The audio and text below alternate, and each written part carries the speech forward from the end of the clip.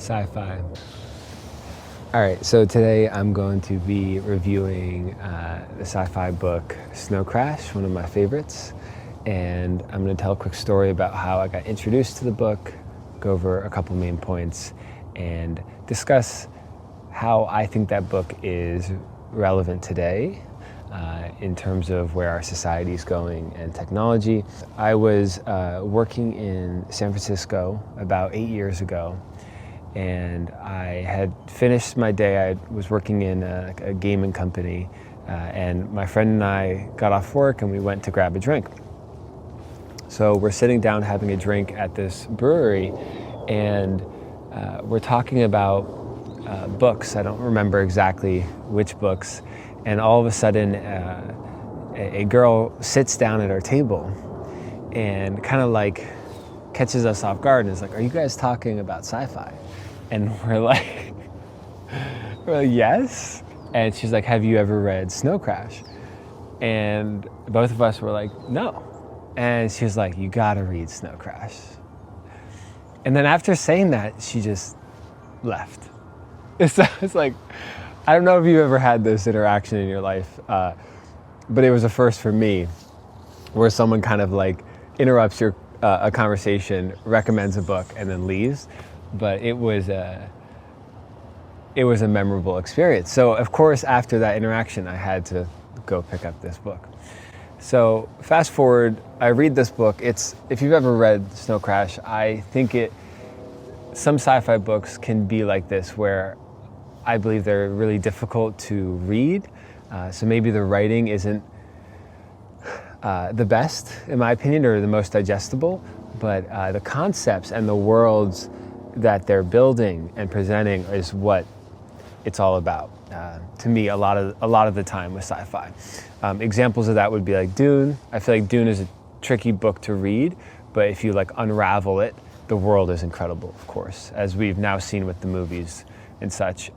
I feel the same about Snow Crash. I think it's kind of it's Neal Stephenson. It's a bit chaotic, the writing, but the concepts he explores are fascinating, and the way he paints the pictures of those concepts. Snow Crash is about a futuristic, modern United States. I believe it takes place in, I want to say California, and it is a time when like the United States is falling apart or has fallen apart. Mega corporations are taking over the country. Video games are getting more advanced. The idea of a metaverse is very prevalent in the book, and the main character is a hacker who lives, and I might be getting some of this wrong, but I read it many years ago, a hacker who lives in like a storage unit. And I think he's a samurai of some sort, or like he has swords on him, and he rides a motorcycle. I believe that's the main character. Hiro or Hero is his name.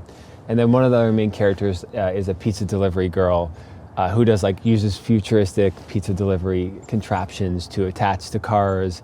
It's definitely in LA and ride on the LA freeway. Why do I think this is fascinating in the modern day? Well, as someone who has worked in the game industry for years, I think we're on the cusp of some pretty big shifts with AI, as well as augmented reality, also known as AR, virtual reality, VR, and the mix of all of it together, which is referred to as XR. The world is fascinating. It's a great book. I would recommend it if you're into this type of book, because it talks about the metaverse and it paints it in a way that I had never really seen before reading that book.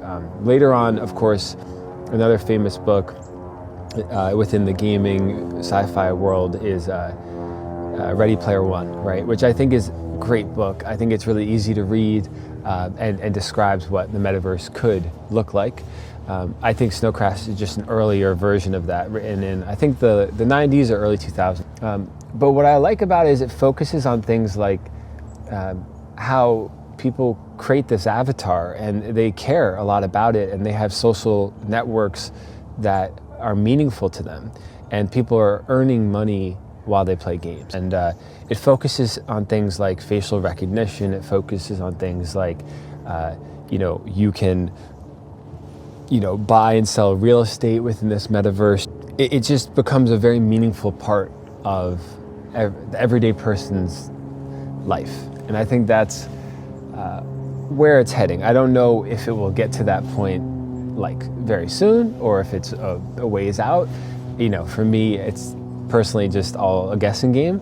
But I think we're already seeing remnants of this type of thing in games like Fortnite and Roblox, where you have a character and you can interact with this world, which is very expansive with all types of IPs and games, and it's a really boundless kind of gaming environment. And I think once you take that to the next level and you add the virtual reality component to it, which hasn't really happened on that scale, I think that's when we'll see these kind of sci-fi, Ready Player One, Snow Crash realities take place.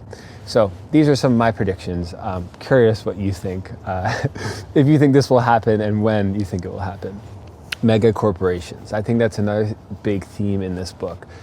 It takes place in the United States, where essentially the government, and I don't know, like I said, if this will happen or if we're heading in this direction, but the government becomes less powerful and the corporations become more powerful. And I think I don't think we're in that situation at the moment, but I think we're definitely in a situation where corporations are larger than they've ever been and more powerful than they've ever been. If you look at companies like Amazon and Google, and BlackRock, just absolute megacorps that are worth billions upon billions, and they own so much. And in ways like they're regulated, but in other ways they're not, because of lobbying and things like that, right?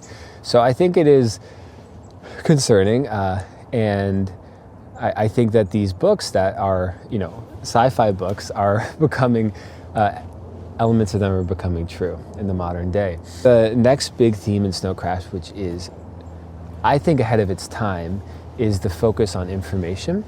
Information is powerful. And I think that that's been true for a very long time. I mean, if you look at media, propaganda, the power of religion, the power of language, I mean, whatever angle you want to take, information has always been something that is powerful and can impact the way not only individuals think, but societies, groups of people, and affect how they act as well.